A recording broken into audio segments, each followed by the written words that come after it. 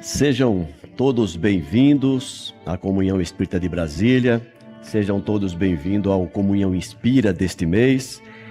Hoje, com a presença do nosso amigo Dr. Roberto Lúcio, que vem nos falar sobre a importância da terapêutica espírita no tratamento das doenças psíquicas. O Dr. Roberto, ele é médico psiquiatra, residente em Belo Horizonte, membro e fundador das associações Médico-Espírita de Minas Gerais e do Brasil, a AME Minas Gerais e a AME Brasil, e membro do Conselho Editorial da AME Brasil, além de escritor e palestrante espírita. Esse é o nosso convidado de hoje. Conosco também está a Flaviana. Mês passado a Flaviana havia me abandonado, se arrependeu, voltou de novo para estar comigo no Comunhão Inspira. Seja bem-vinda, Flaviana. Obrigada, Honório. Boa noite, doutor Roberto. Boa noite a todos. Cumprimento todos aqueles que estão aqui nos acompanhando e também aqueles que nos acompanham pelo YouTube. É uma grande alegria estar aqui novamente, de volta. Não vou abandonar não, só de vez em quando. Tá bom. Bom, como vocês já sabem, o nosso programa é um programa de entrevista. Eu tenho algumas perguntas para fazer para o Dr. Roberto, mas vocês também podem participar. E não só vocês que estão aqui no Salão Bezerra de Menezes, mas aqueles que nos acompanham também pela internet, pela TV e pela Rádio Comunhão.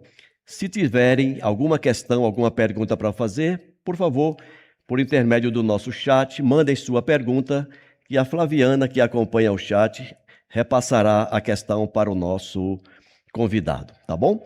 E aqui no salão nós temos ali um voluntário, está ali de azul, ele tem papel e caneta. Se alguém quiser fazer alguma pergunta, levanta a mão, o nosso amigo vai até lá e anota a questão de vocês, tá bom?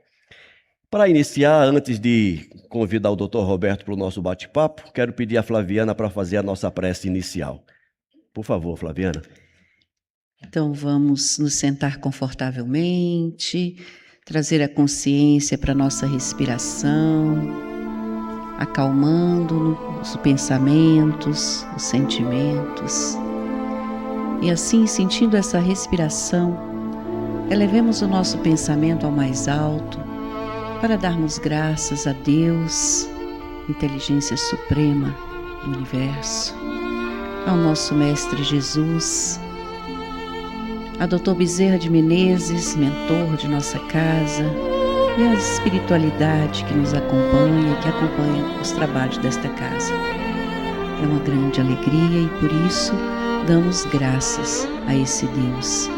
Pedimos as bênçãos a cada um de nós, inspiração do mais alto aos nossos irmãos que aqui se encontram, o Honório e o Dr. Roberto, e para cada um que assiste, cada um que aqui está, possa sentir em seu coração a alegria de estar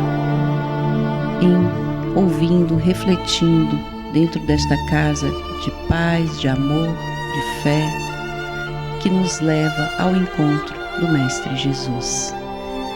E assim, nós damos início a esse bate-papo de hoje, dando graças a Deus, graças a Jesus. Ok.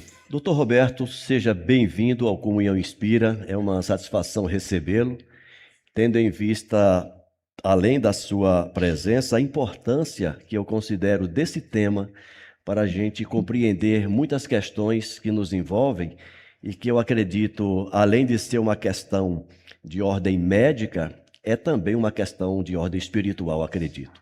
Seja bem-vindo. Eu agradeço. Boa noite às pessoas que estão aqui presentes.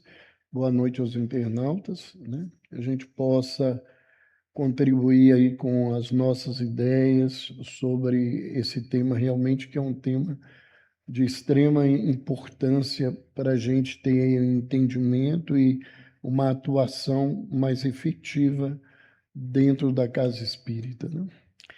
Excelente. Para começar, doutor Roberto, o que podemos entender por terapêutica espírita e qual é a sua finalidade no cuidado com as pessoas que apresentam sofrimento psíquico? Olha, a terapêutica, né, são recursos, ferramentas que a gente usa para o tratamento. E quando a gente fala em terapêutica complementar espírita, né, a gente usa esse termo, o que a gente está falando é de todas essas ferramentas que nós temos dentro do movimento, do nosso trabalho, para ajudar as pessoas a se melhorarem, né? Nós temos vários grupos de recursos para o trabalho. Por exemplo, a gente tem os recursos energéticos, né? A fluidoterapia, o uso da água fluidificada, né? O passe, seja um passe presencial, um passe à distância. Nós temos os tratamentos mediúnicos que usam dessa energia. Então, isso é um grupo, né? Nós temos um outro grupo, que é o grupo dos recursos que a gente tem de assistência, né? Todos os trabalhos que a gente oferece dentro de uma casa espírita, se o trabalhador souber se utilizar para ele e esses recursos, isso vai se transformar também em tratamento para ele e não só em auxílio para outras pessoas. E nós temos a possibilidade do desenvolvimento da sensibilidade mediúnica, onde esse desenvolvimento ele pode se transformar em terapêutica, em especial para o médium, né? Muito mais do que para as pessoas. Isso vai depender da forma que as pessoas estão vendo esse trabalho. E nós temos o recurso mais importante envolvendo o autoconhecimento, que você vai encontrar isso no Evangelho, no conhecimento doutrinário, e que na prática vai nos levar a utilizar da oração, da meditação, da visualização terapêutica a partir desses conhecimentos para o tratamento das pessoas, né? Então, tudo o que a gente realiza na casa espírita deveria se transformar em terapêutica. Eu falo que deveria, porque isso compete a gente que trabalha saber utilizar disso de uma maneira adequada para ajudar verdadeiramente as pessoas. É interessante o que o senhor nos traz, porque nem sempre a gente percebe isso, né? Quando a gente fala numa terapêutica espírita para as doenças psíquicas, normalmente a gente imagina alguém que está adoentado e vem à casa espírita que lhe ofereceria a solução. Mas, na verdade, é uma via de mão dupla, né? A terapia espírita. Ela tanto serve para quem vai em busca de ajuda, mas quem está participando da ajuda também é beneficiado, que são os médiuns, os trabalhadores da casa espírita. Durante muitos anos, as pessoas achavam que era uma retórica do cristianismo, né? Embora isso esteja em todas as sabedorias milenares, do dando que se recebe. E hoje, a medicina, a psicologia positiva, ela tem evidências, né? Inclusive de pesquisas, que quando você vai fazer, por exemplo, uma campanha de oferecer um pão, um cobertor, que a gratidão daquela pessoa ela pode refletir como recurso de bem-estar para quem está dando.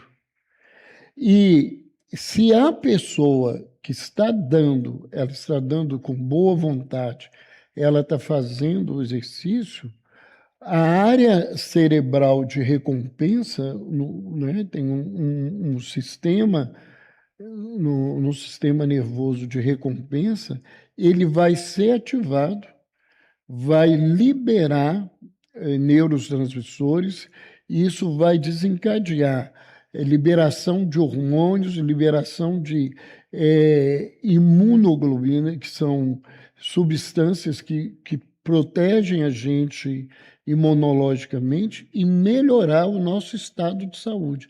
Então, aquilo que parecia ser uma coisa só filosófica, uma coisa religiosa, hoje a ciência vem comprovando que isso funciona para a nossa vida. O que, na verdade, a gente vê é que muitas vezes, por não se focar a questão do ponto de vista médico, né? Não da medicina em si, mas do ponto de vista médico, a gente se esquece que o trabalhador espírita, ele é um terapeuta. Essa é uma abordagem que a gente foi crescendo e desenvolvendo dentro do Hospital Espírita André Luiz com os voluntários do hospital, para que eles entendessem que eles não estavam ali para fazer alguma coisa mecanicamente, que eles precisavam se preparar para dar o passe, para fazer o atendimento fraterno, para fazer todos os trabalhos que eles oferecem na casa, no hospital, como recurso de tratamento para os pacientes. Porque, às vezes, a gente não se vê nesse lugar. A palavra terapeuta, ela vem do grego, e ela significa, na verdade, aquele que leva a Deus. A palavra tem esse significado.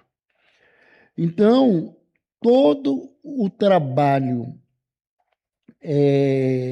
de assistência, seja no campo orgânico, no campo psicológico e no campo ético e espiritual, que te melhora a conexão com o divino, aquele que está fazendo esse trabalho, essa intervenção, ele é um terapeuta, né? Então, nós precisamos entender isso de uma maneira bem profunda, porque a nossa responsabilidade dentro da casa espírita é muito grande, né? Alguém que confia que eu coloque as mãos sobre a cabeça dele, ele está esperando de mim uma contribuição verdadeira para ajuda para ele. E essa contribuição não vai acontecer só porque alguém no início fez uma prece e eu pus a mão para frente.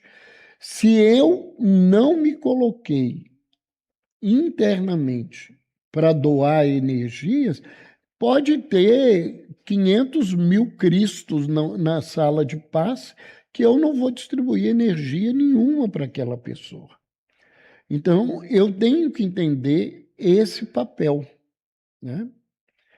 Como a gente precisa entender por que a gente encaminha as pessoas para fazer determinadas coisas na casa espírita, né? Por que eu vou falar que você deve fazer um estudo? Para que aquele estudo vai servir para o indivíduo? Que significado que ele vai ter? O que adianta você colocar uma pessoa semi-analfabeta para participar de um estudo do livro da Gênese, que você precisa de conhecimentos um pouco maiores para poder entender esse processo? E aí o indivíduo fica ali pastando, como diz os jovens hoje, e ele não entende por que ele está fazendo aquilo, né? Esse seu comentário me lembra um fato que aconteceu comigo, como na época eu fazia um trabalho de atendimento fraterno e recebemos um jovem que não era espírita, mas que fora encaminhado para fazer um tratamento na casa espírita. E aquilo que as casas espíritas normalmente orientam, além do tratamento de desobsessão, encaminhamos um indivíduo, a pessoa, para assistir palestras, para ler, isso que faz parte da terapêutica espírita. E depois ele me questionou dizendo o seguinte: ora, eu acho que vocês pedem para a gente assistir palestras porque vocês querem ver o auditório cheio. Eu acho que vocês pedem para a gente ler porque vocês querem vender livros, né? E eu tive que explicar para ele que não era isso, porque eu entendo, e o senhor me corrija se eu estiver enganado, a raiz de todos os nossos males está numa coisinha chamada ignorância. A falta de conhecimento, geral e específico, acaba nos levando para determinados equívocos. E os equívocos que a gente comete acabam por se reverter em consequências que algumas vezes nós vamos chamar de doenças também. Então, eu entendo que o conhecimento espírita, você procurar se aprofundar um pouco, isso faz parte da terapêutica curativa. Então, quando o senhor diz que a gente precisa ter consciência, quando eu estou colocando as mãos sobre alguém, ter consciência do que eu estou fazendo e dos efeitos que aquilo pode gerar, passa por esse processo. Concorda comigo? E a gente precisa, por exemplo, ter clareza por que eu mando alguém ler alguma coisa. Não é só isso. Que tipo de leitura que eu vou mandar uma pessoa fazer? Eu costumo dizer, quando eu falo para grupos de atendimento fraterno sobre terapêutica, que eu vejo dois equívocos muito grandes nesse movimento que é feito sem esse tipo de cuidado. E é geral, e é por ignorância. Eu sou um profissional, eu trabalho com sentimento, com emoção, com intelecto, eu tive que aprender essas coisas. Então, o que eu estou colocando é o seguinte: esses equívocos, o pessoal se assusta.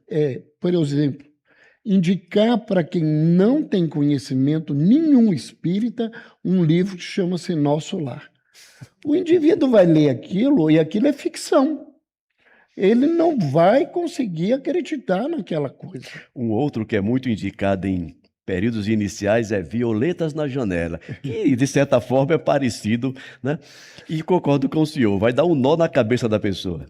E a outra coisa é mandar alguém ler o Livro dos Espíritos. O Livro dos Espíritos não foi feito para ser lido. O Livro dos Espíritos foi feito para a gente estudar com orientação de alguém que conhece, que sabe o que está fazendo. Por quê? Porque se eu ler aquele livro igual eu quero ler um romance, requer uma base, né, doutor Roberto? Ele não vai entender nada, porque aquilo não tem que ser lido, corrido. Aquilo tem que ser refletido e as pessoas têm que ter um orientador para esse tipo de leitura. A gente, quando vai, por exemplo, indicar um livro para alguém, eu preciso saber: Ricardo, você gosta de ler o quê? Eu gosto de ler romance. Então, vou indicar um romance que seja adequado. Eu gosto de livro científico. Vou pegar um livro que tenha a ver com o conhecimento dele. Eu gosto de poema. Se você não cuida disso, as pessoas não vão ler. E às vezes, todas as vezes que eu falo sobre isso, alguém diz, mas quando o senhor tem que indicar um livro a primeira vez para quem não conhece nada, que livro que o senhor indica? Eu falei assim, eu indico o Evangelho segundo o Espiritismo. Por quê?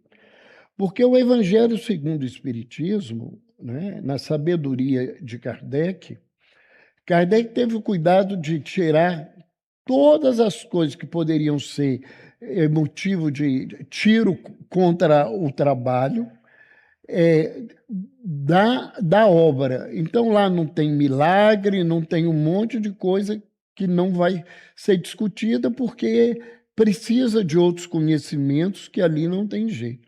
Ali está uma moral que é inquestionável.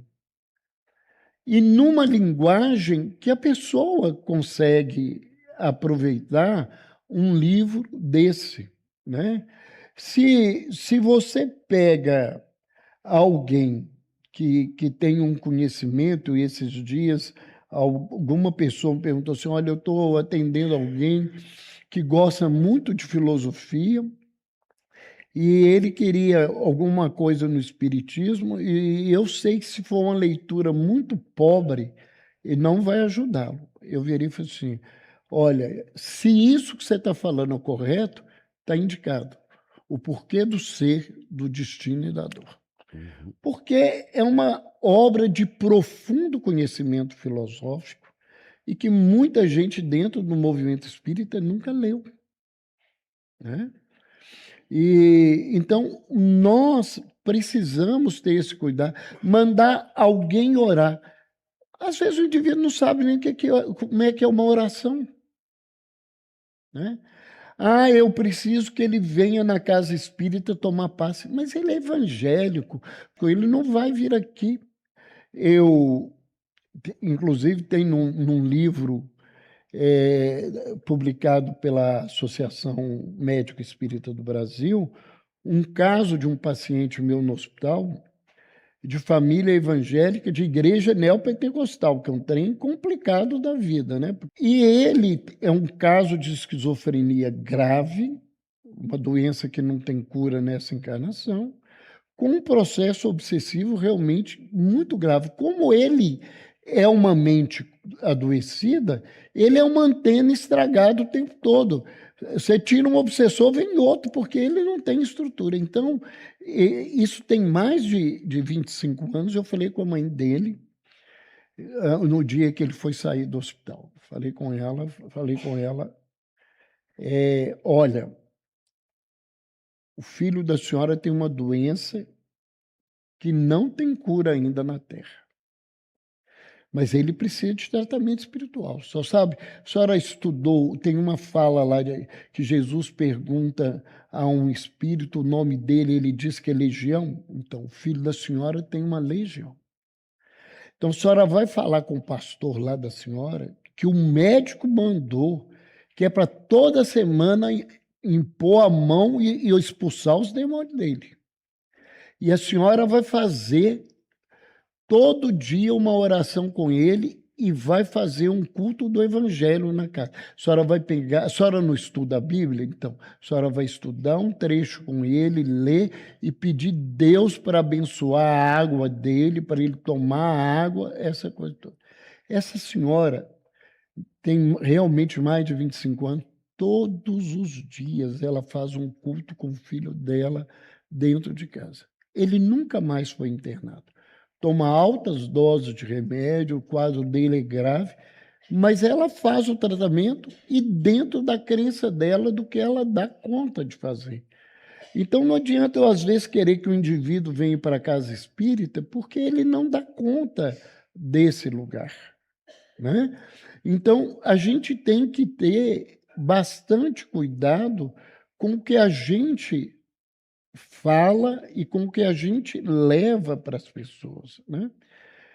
E isso tudo faz parte desse cuidado da terapêutica espírita, né? A gente tem que ter isso. Mas é interessante isso que o senhor acabou de dizer, doutor Roberto, porque quando a gente fala assim, terapêutica espírita. O próprio termo já leva-nos, e uns mais do que outros, a criar uma área de atuação, que é a casa espírita.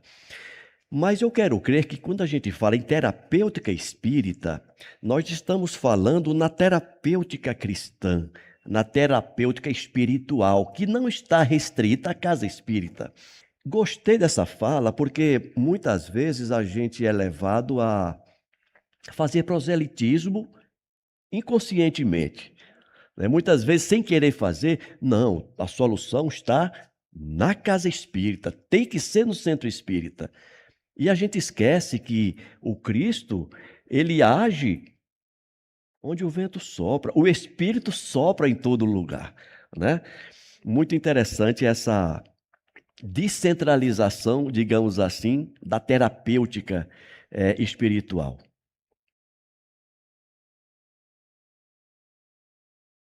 Queria lhe perguntar agora, doutor Roberto, sobre o instrumento do atendimento fraterno. Que avaliação o senhor faz da importância do atendimento fraterno na condução de um tratamento psíquico, espiritual, psicológico? Eu costumo sempre dizer que, para mim, a atividade mais importante da casa espírita é o atendimento fraterno. Eu sei que incomoda os que são fanáticos por mediunidade, né? E que não falta, não é aqui nessa casa, não. É no mundo inteiro, todo mundo é fanático por fenômeno. Mas eu acho que o atendimento fraterno é algo fundamental, porque a grande maioria das pessoas, elas estão adoecidas, a grande maioria das pessoas. E, às vezes, quando se fala em adoecimento psíquico, as pessoas pensam nos transtornos mentais. Mas nós estamos adoecidos psiquicamente. A gente está vivendo muita angústia, muito sofrimento, muita luta psíquica na nossa vida, tendo famílias com sofrimento, com dificuldade, e a maior sede que as pessoas têm é de serem acolhidas e escutadas. Isso é uma falta enorme que existe, né? As pessoas não têm esse espaço. E eu fico vendo, muitas vezes, convivendo em muitos lugares, tem lugar que fica preocupado com o atendimento fraterno. Tem que ter tempo, não estou falando que você pode ficar madrugada fora, mas eu não preciso atender quantidade, eu preciso atender qualidade. E eu preciso ouvir as pessoas para poder dizer alguma coisa para elas. Dizer alguma coisa para elas. Né? Não é uma coisa. Às vezes você está achando que você está ajudando e você está atrapalhando. Eu me lembro uma vez, num trabalho de passe com uma senhora, um companheiro que quis ir junto, ele se predispôs a fazer a prece, e durante a prece ele virou e falou assim: é porque a gente sofre porque a gente merece.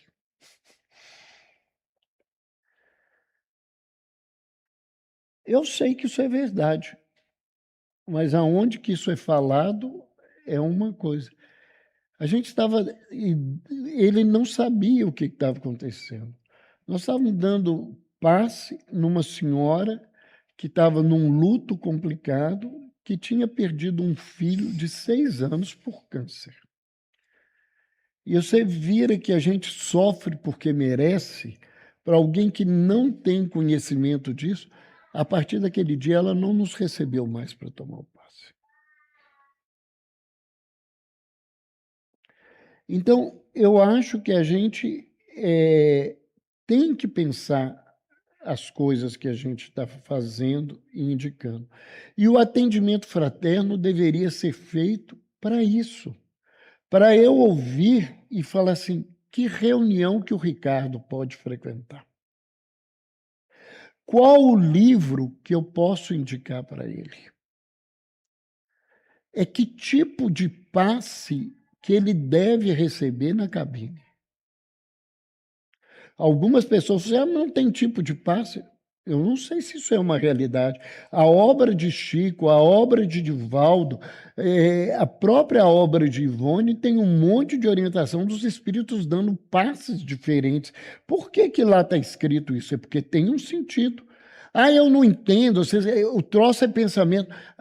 Tem hora que a gente é muito racional e a gente fala coisas que a gente não sabe. É igual esse do dando que se recebe. Hoje a gente sabe que isso tem sentido, inclusive científico, né? Então, nós temos que aproveitar o atendimento fraterno para conhecer a pessoa, né? E eu, como terapeuta de um atendimento fraterno, eu tenho que trabalhar como um médico, como um psicólogo. Muita gente dentro de uma casa espírita, quando precisa de atendimento fraterno, vai em outra casa espírita.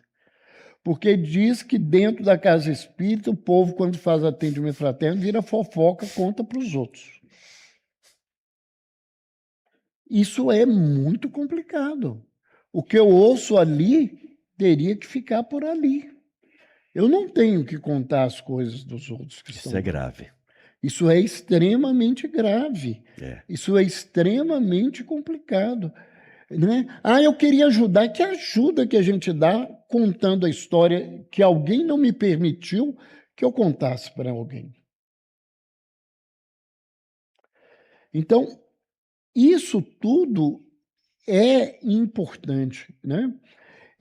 Tem lugares que o atendimento fraterno manda todo mundo estudar mediunidade. Eu falo que mediunidade parece panaceia.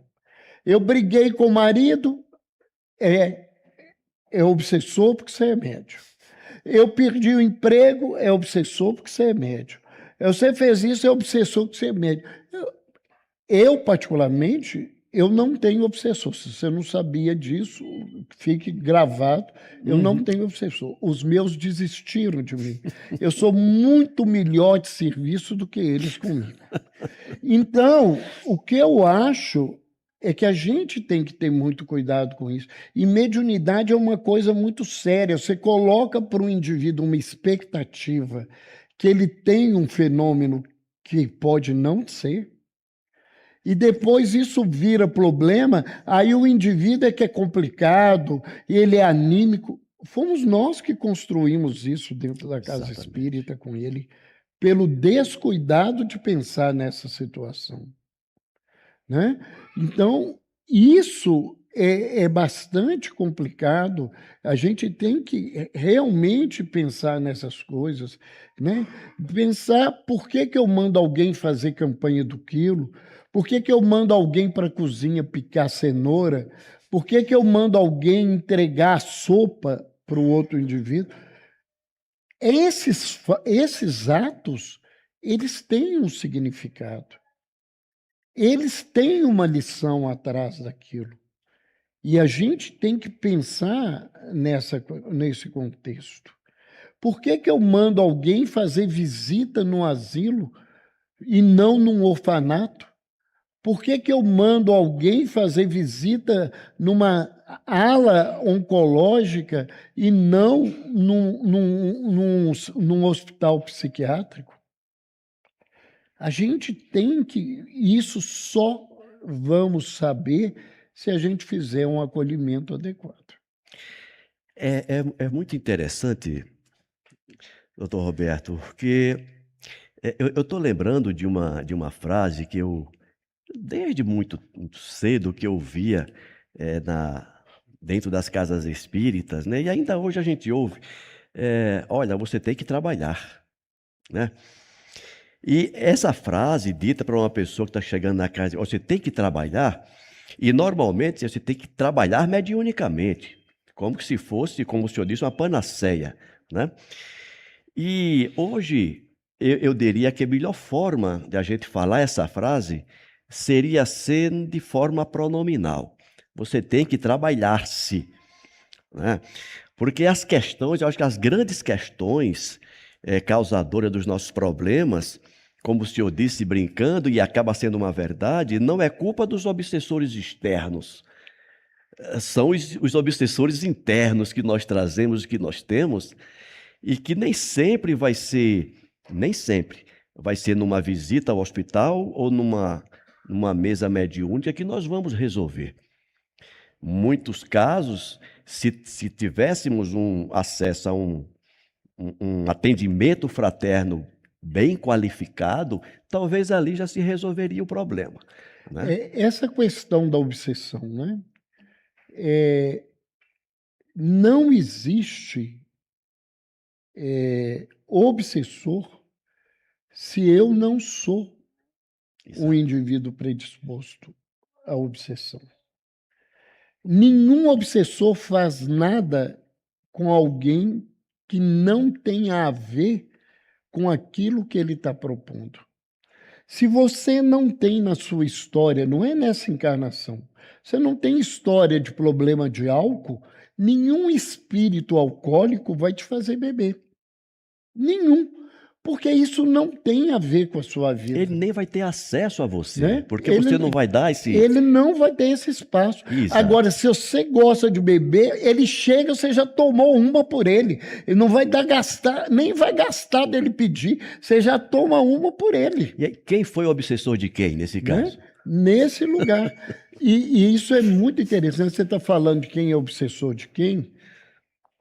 Há muitos anos atrás, no grupo de estudos de Espiritismo e Psiquiatria, a gente atende pacientes por diagnósticos, por doenças, durante um período de um ano e tanto, fazendo um trabalho grande com eles. Não com mediunidade, tem o trabalho mediúnico de desobsessão, mas eles não participam disso.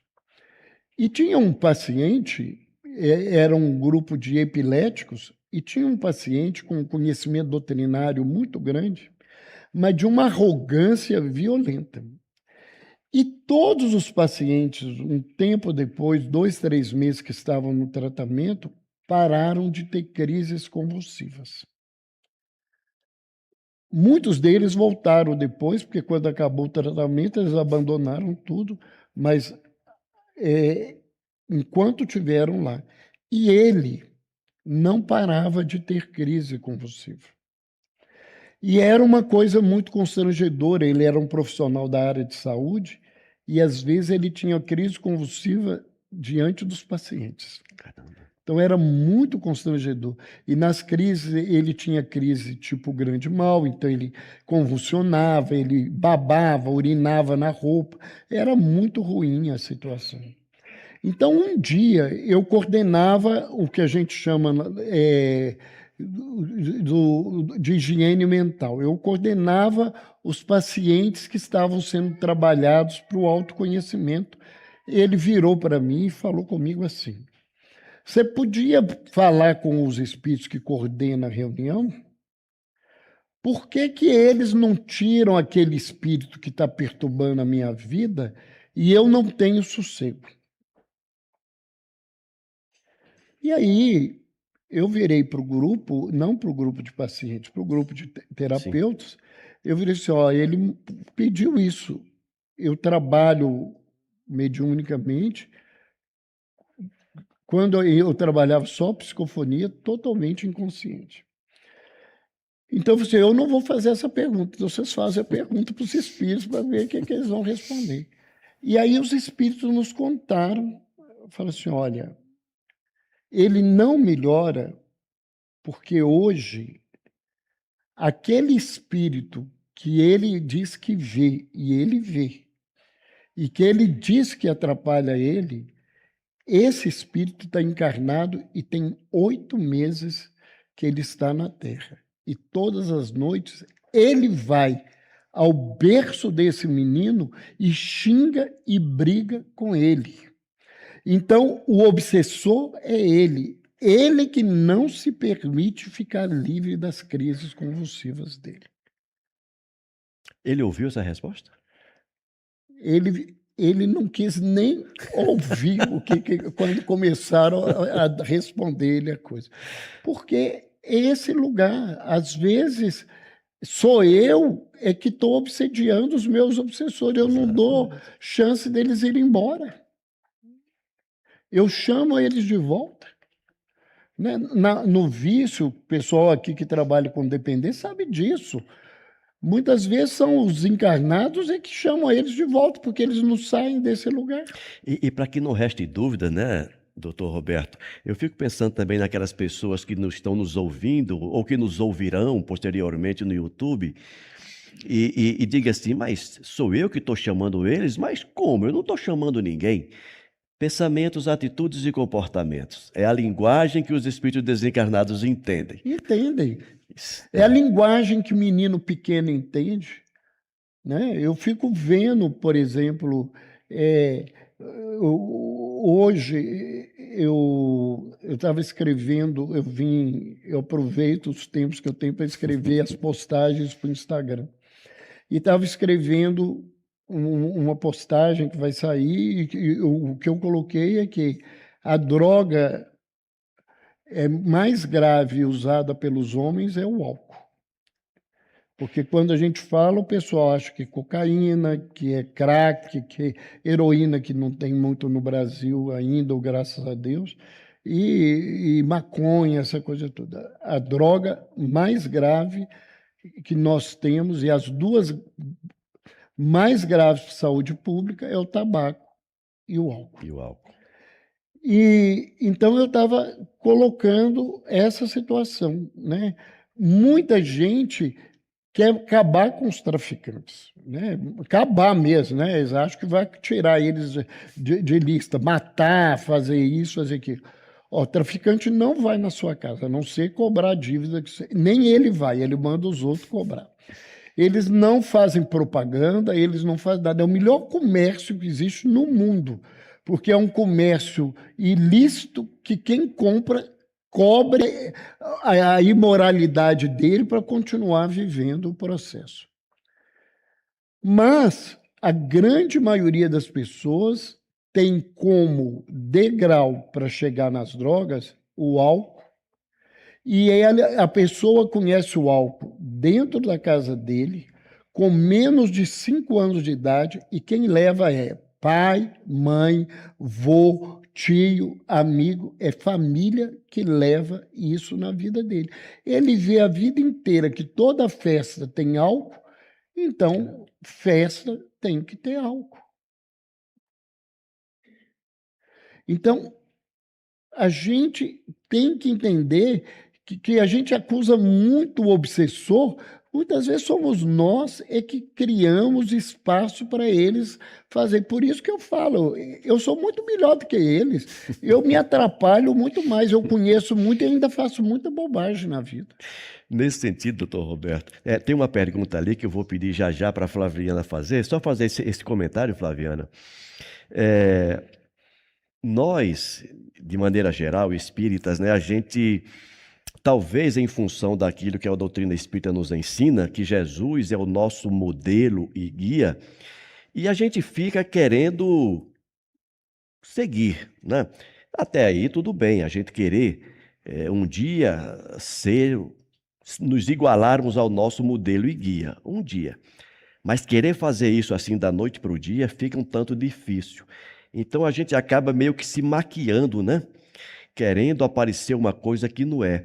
Eu lembro uma frase do criador da psicologia analítica, o Carl Gustav Jung, quando ele diz, gente, não queiramos, não desejemos ser perfeitos agora. Agora a gente não vai conseguir. Mas uma coisa que a gente precisa de imediato é ser conscientes. Enquanto a gente não tiver consciência dessas nossas fragilidades, desses comprometimentos que nós mesmos criamos como auto-obsessores, a gente vai continuar permanecendo no erro e colocando a culpa nos outros, né? E transferindo a responsabilidade para os outros. Eu acho que isso aí é uma coisa também que dentro da terapêutica espírita é extremamente necessário. A gente conscientizar as pessoas, todos nós, da responsabilidade de cada um, que é subjetiva e intransferível. É isso mesmo? Isso. Flaviana, qual é a questão? É uma dúvida do Délio. Ele diz assim: eu não bebo, mas um obsessor pode fazer eu beber? Já respondeu, de certa forma. Eu não bebo, mas o obsessor consegue me fazer beber? Se eu não tiver problema nenhum com a bebida, ele não vai fazer nada disso, não. As nossas tendências é que faz com que a gente atraia o obsessor. Se eu tenho um problema na área do sexo, qualquer espírito vai me levar nesse problema. Se eu tenho um problema na área do poder, qualquer obsessor vai me levar para esse lugar, né? Então, a gente tem que pensar que nenhum espírito faz a gente fazer o que a gente não tem tendência, senão a lei seria injusta, porque o mal poderia agir contra o bem, e não existe isso. A gente só tem obsessor porque a gente é um bom obsessor, né? E quanto melhor a gente for como obsessor, mais obsessores nós vamos ter do lado da gente, né? Isso é importante. Doutor Roberto, gostaria de ouvir do senhor agora sobre como a visão espírita sobre a imortalidade, reencarnação, pode oferecer conforto e esperança às pessoas em sofrimento psíquico. Como como a cultura espírita, esses conceitos, pode ajudar as pessoas em sofrimento psíquico? Olha, de toda a gama de adoecimento das pessoas, o conhecimento espírita, ele tem um fundamento muito especial para lidar com os problemas psíquicos. Primeiro, né, porque a proposta da doutrina espírita é de reforma íntima. E o que essas pessoas precisam, no fundo, é de uma reforma. É uma reformulação bem profunda, né? Primeiro, e isso a gente pode oferecer bem na casa espírita, que é de mudar o ponto de vista. Porque muitos de nós estamos doentes e adoecidos porque a gente está voltado para um ângulo só da vida. Um ângulo só da vida. Então, eu sofro porque há algo específico que está ali naquele lugar.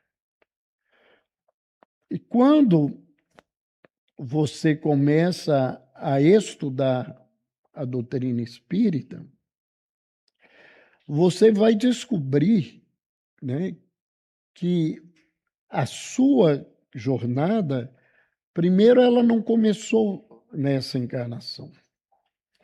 E que muitas vezes as coisas que eu estou vivendo, elas não são nem dessa vida. Porque muita coisa complicada que nós estamos fazendo agora, nós vamos colher lá na frente. O que a gente está colhendo para aprendizado é o que a gente fez para o passado, né? E essa mudança do ponto de vista, ela, às vezes, quando você se abre a pensar, isso muda de lugar. Eu tenho um companheiro espírita que ele diz que ele uma casca grossa, que não tem mediunidade nenhuma, nem nada. Eu falo com ele que todo mundo devia ser uma casca grossa como ele, que ele tem uma sensibilidade para ajudar impressionante. Ele não tem. E ele diz que a única vez que ele acha, ele fala assim, que eu acho que eu ouvi alguma coisa espiritual, ele foi fazer um tratamento dentário, e esse tratamento dentário dele deu um monte de problema. Ele ficou quase 5 horas na mesa, na cadeira do dentista para conseguir fazer o tratamento. Então, não dava, não pegava mais anestesia. E ele, de repente, virou e perguntou assim: o que eu fiz para estar passando por esse lugar? E ele disse que ouviu uma voz falou assim: não é o que fez, é o que deixou de fazer. E ele foi refletindo, e a gente conversa muito, e muitos de nós ficamos buscando o que a gente fez em outras vidas.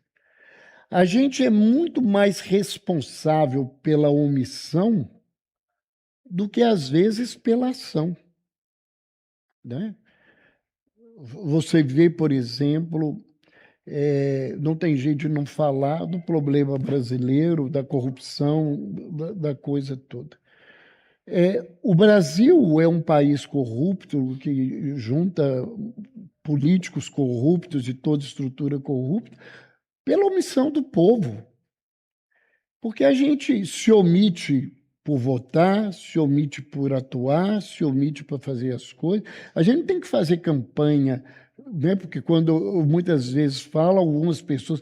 Então, o centro espírita não foi feito para campanha política. Mas nós não podemos nos omitir. E a gente se omite, a gente vê uma pessoa batendo numa criança na rua e a gente passa como se isso não existisse e que isso pudesse acontecer. A gente vê alguém agredindo o outro, você vê alguém roubando dentro de um supermercado e a gente finge que não viu e não faz nada. A gente, às vezes, nem ora para aquele indivíduo dar uma melhorada. Fala assim, é isso mesmo, o dono do supermercado também rouba. Olha como é que é a nossa vibração e a nossa coisa. Então, muitas vezes, nós estamos aqui tendo que reconstruir pela nossa omissão. A grande maioria dos trabalhadores espíritas são trabalhadores do Cristo há algumas encarnações. Seja dentro do catolicismo, seja dentro do evangelismo, nós estamos caminhando nesse lugar. E há muito tempo, porque a maioria de nós somos de origem judaica cristã. Todos nós viemos dessa estrutura. Então, o que aconteceu a vida inteira? Nós permitimos cruzada, nós permitimos tudo. O povo toda a vida permitiu essas coisas. Nós, como trabalhadores, muitas vezes nos encolhemos para aqueles que eram líderes maus fizessem os absurdos em nome do Cristo, a gente sabendo que aquilo não deveria acontecer. E aí a gente pergunta por que a gente está passando pelo que a gente passa hoje dentro, às vezes, da luta do movimento espírita. É pelas nossas omissões, necessariamente, não são pelas nossas ações. É por aquilo que a gente tinha obrigação de fazer e a gente continua se omitindo. Então, a gente tem que pensar, né, quando eu mudo esse ponto de vista, que eu saio do lugar que eu falava mais cedo, do porquê que eu estou doente, para o para que eu estou doente, isso é um salto na vida. Isso é uma mudança de contexto na vida. Porque eu saio do lugar de cobrar de Deus porque que eu estou doente, para um lugar de que o que eu preciso fazer para sair desse lugar de sofrimento. Então, isso, a doutrina espírita tem muito recurso para nos dar, de mudar esse ponto de vista desse lugar, né? Dessa situação. Excelente. Flaviana, tem pergunta aí do público? duas. Uma diz assim: Dr. Roberto, algumas casas espíritas utilizam os recursos da apometria, difundido pelo Dr. José Lacerda, para o tratamento das obsessões. Como a Associação Médico Espírita enxerga essa possibilidade ou recurso terapêutico?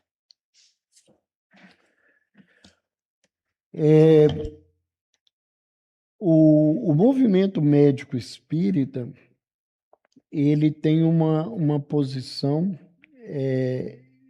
de que a apometria, ela é um nome de uma terapêutica que a gente usou sempre a vida inteira e que foi floreada com um monte de outras coisas.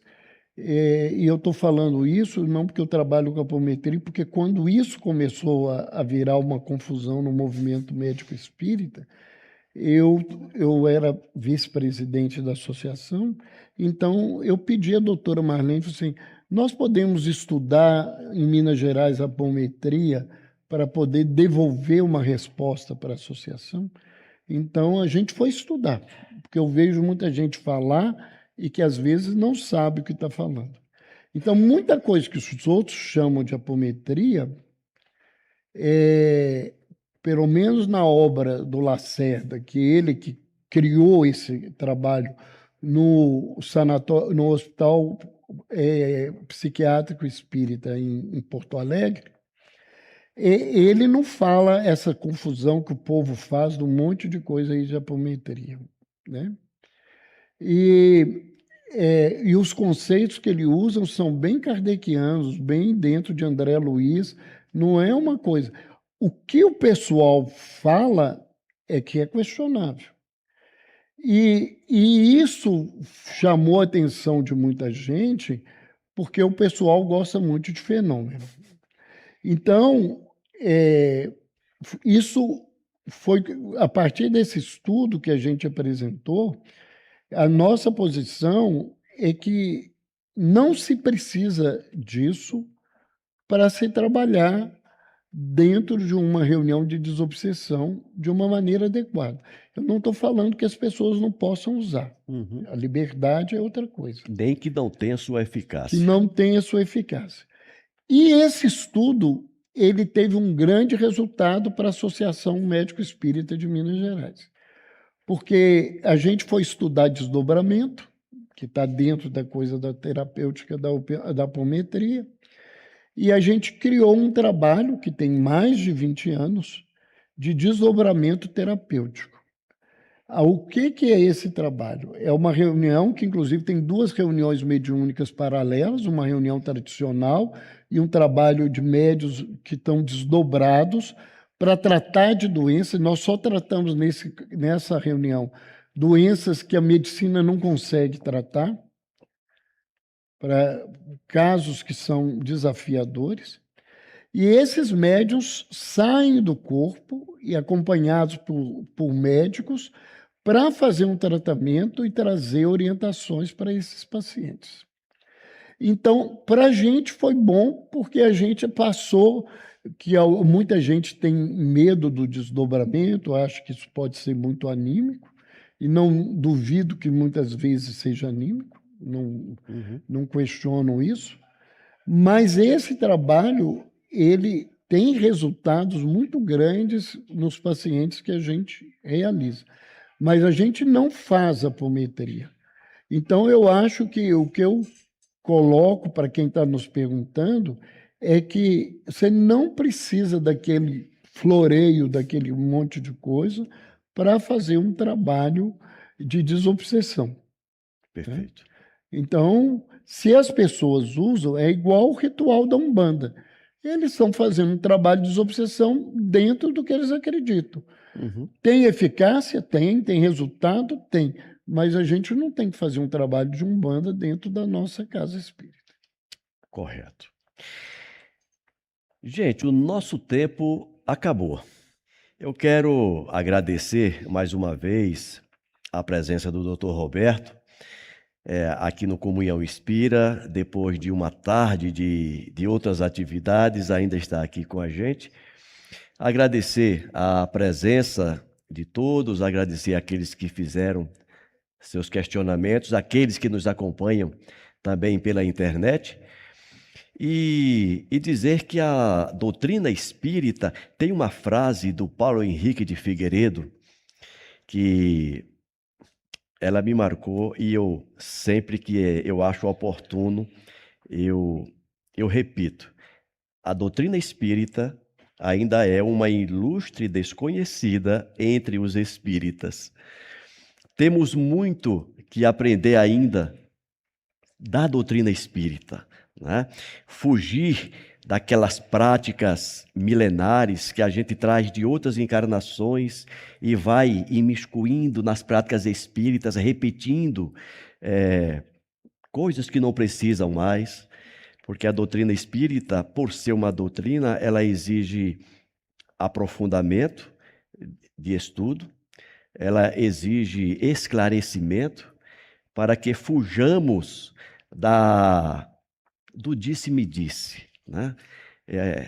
Espiritismo a gente aprende nas obras, com os outros, a gente até comenta ali, troca uma experiência tal, mas aprender doutrina espírita mesmo, nós temos que mergulhar nas obras básicas reconhecidas e as complementares reconhecidas, para que a gente possa tirar o melhor proveito dessa doutrina que, indubitavelmente, é um benefício incomensurável para a humanidade, mas que eu acho que a gente não conseguiu ainda extrair tudo que ela tem para nos beneficiar. Eu vou pedir ao Dr. Roberto para que nos dirija suas palavras finais ao nosso encontro e, se o senhor assim o desejar, fazer a prece de encerramento. Eu queria fazer 2 esclarecimentos. Você tinha um monte de perguntas, né? Me deram a cola. Para não responder um monte de perguntas, eu caminhei do jeito, tá vendo como é que eu sou bonzinho, tá vendo? Mas uma pergunta que eu acho que é importante, que você tinha colocado, por que terapêutica complementar espírita? Exatamente. Quando a gente usa esse termo, a gente não está colocando nada de menos na terapêutica espírita. É que a terapêutica espírita, ela é complementar. Como a alopatia é complementar, como a homeopatia é complementar, como as terapêuticas psicológicas são complementares. O que acontece? Cada um trabalha numa área. Então, a terapêutica espírita, ela trabalha dentro da área espiritual. Então, e isso é importante a gente entender. Não é porque, quando a gente fala no movimento médico, a gente não está desvalorizando a terapêutica espírita.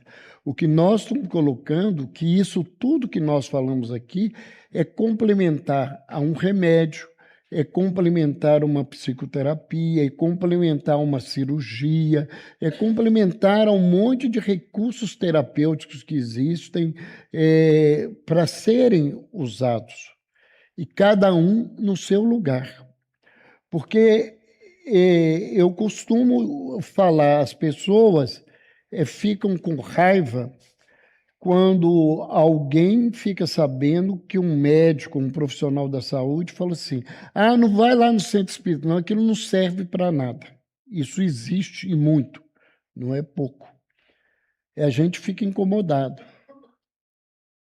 Se eu não quero que as pessoas falem mal do que eu faço, eu não fale mal do trabalho dos outros, porque eu já vi muito dirigente de reunião mandando os outros parar de tomar remédio, mandando os outros parar de fazer terapia, mandando as pessoas pararem de fazer eletroconvulsoterapia, que não precisa, que é só obsessão, que o trabalho mediúnico vai resolver. Isso também é um desrespeito a uma área que o outro não conhece. Então, o complementar não é uma desvalorização, é que o nosso caminho é esse caminho que eu estava levantando aqui. É o caminho do autoconhecimento através do conhecimento espiritual, né? E a segunda coisa que você estava falando do Paulo Figueiredo, eu lembrei do Dr. Elcio Ferreira da Bahia, que foi um procurador, um grande estudioso, e um dia, num dos Medinesp, um dos congressos médicos espíritas, ele falou que se Kardec voltasse à Terra, ele ia ficar procurando o espiritismo e não ia achar, porque os espíritas contaminaram o espiritismo de tal forma que aquilo que ele trouxe, ele não ia encontrar. Então, a gente tem que pensar muito bem nesse contexto.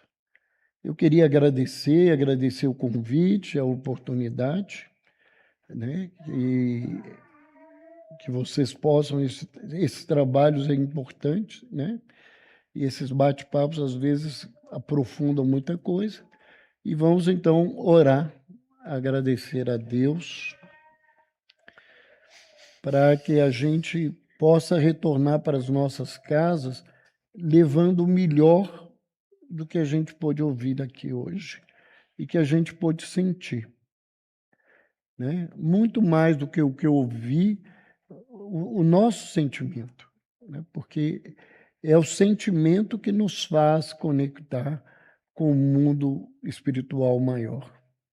Como diz a musiquinha da evangelização, fechar os olhos e abrir as janelinhas do coração e nos direcionar a Jesus, nosso Mestre, para que Ele nos auxilie nessa conexão que tanto precisamos, que é a conexão direta dos nossos espíritos com a presença divina na nossa vida. Pai de infinita misericórdia, nesse instante, nós queremos agradecer por tudo o que nós recebemos, por todas as coisas que estão à nossa disposição e que muitas vezes nós só vemos